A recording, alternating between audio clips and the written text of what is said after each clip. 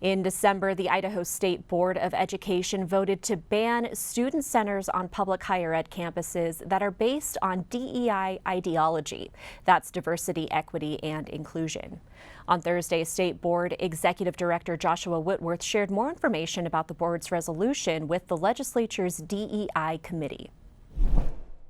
Diversity, equity, and inclusion ideology is any approach that prioritizes personal identity characteristics, which could be related to race, color, sex, sexual orientation, national origin, religion, or gender identity over merit. So the idea is that they're defining this ideology as choosing personal identity characteristics over merit. And that's how we approach the rest of the resolution with the items that we said should be not allowed on our institutions and how we approach student success. The question is as an institution, we want to make sure that the services that they need, right, are not focused down on, their identity, but focused on what they need. So if it's academic advising, it's not going to be academic advising based on some race or some identity. It's going to be every student needs academic advising, and how do I help wrap my resources around that student to be successful?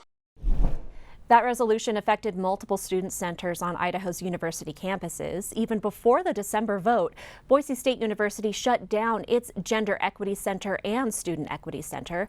And in December, University of Idaho announced it was shutting down its programs as well, with plans to replace them with a Student Engagement Center.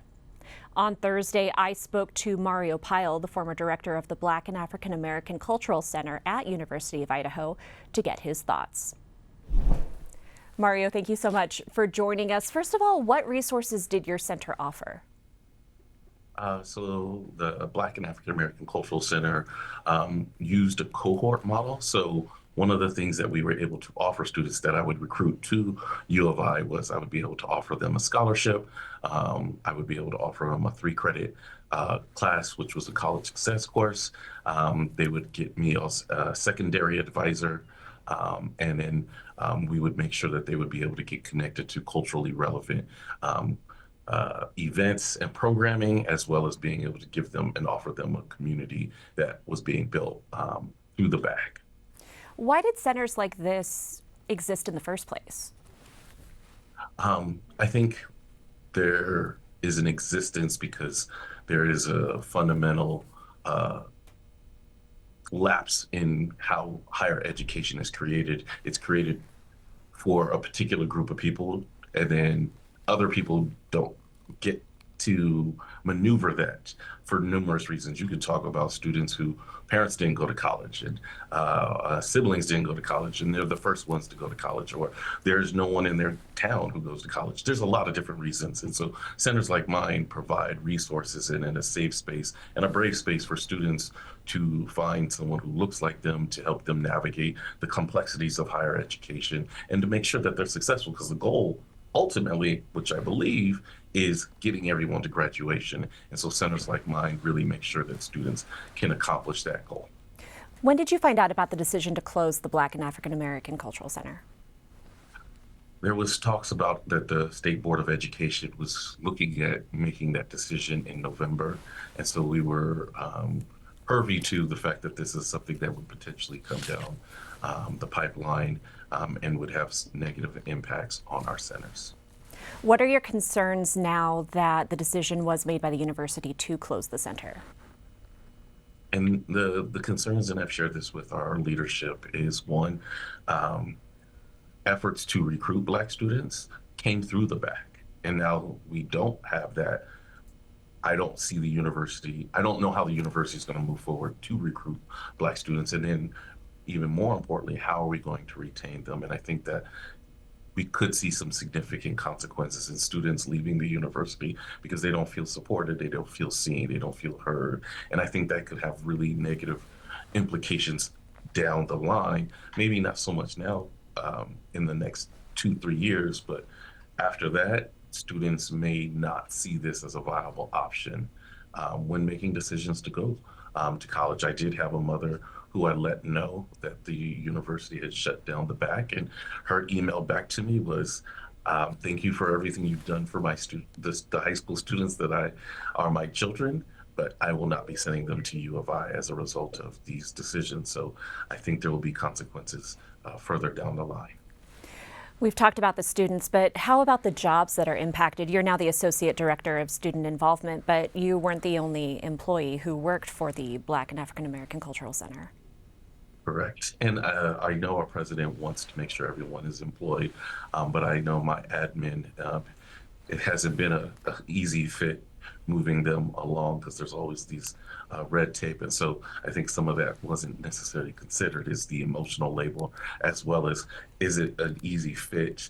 Because timing was not a lot afforded to us. And so my admin is having to figure out, does she want to stay?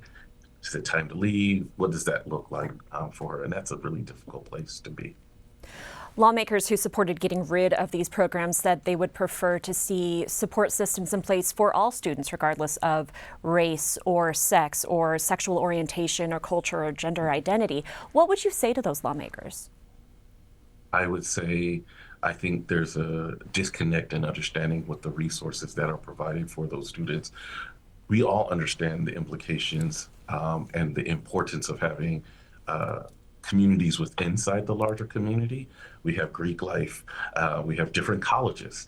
If you look at sports, there's different sports teams. Within those sports teams, you could use the analogy of football.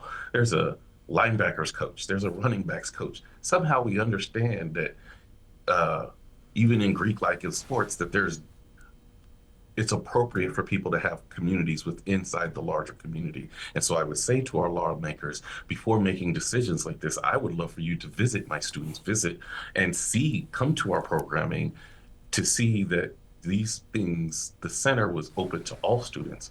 I had a white student in my third cohort. I had a white student in my second cohort.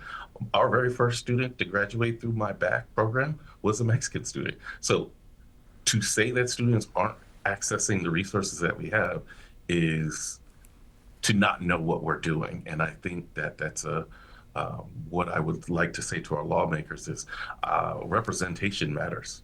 And to take representation, this country understands that. Isn't that the taxation without representation the Boston Tea Party was all about? Was we're not being represented in these decisions, and why should I not and my students not be allowed to be represented in the decisions that are made when it affects us directly? And so I would ask our legislators and those state leaders, before making decisions like this going forward, before making a decision, please think about the people who are affected by that and bring them into that conversation.